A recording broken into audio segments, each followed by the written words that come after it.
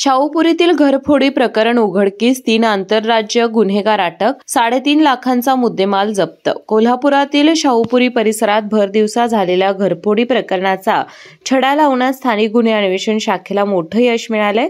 या कारवाईत कर्नाटकातील 3 आंतरराज्य सराईत गुन्हेगारांना अटक करण्यात आली असून त्यांच्या ताब्यातून 250.76 ग्रॅम वजनाचे सोन्याचे आणि डायमंडचे दागिने, गुन्ह्यातून विक्री करून घेतलेली 4 चाकी आणि दुचाकी वाहने, हत्यारे असा एकूण 36,70,120 रुपयांचा मुद्देमाल जप्त करण्यात आलाय.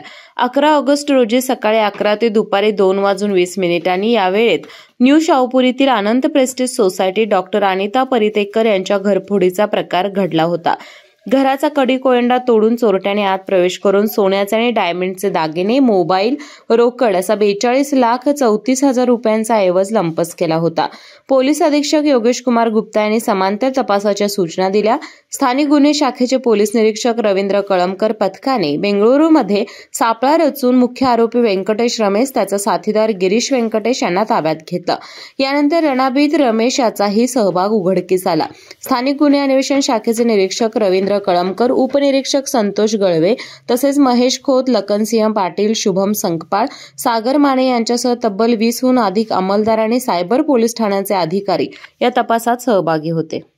बाळ, फ्रीजमधून श्रीखंड काढ ना. आम्ही पूर्वी घरीच बनवायचो श्रीखंड. त्याची चवच वेगळी होती. आता काय सगळं रेडीमेड. आजी, हे श्रीखंड खाऊन बघ. आज तुझ्या आईनं घरीच बनवलं की काय?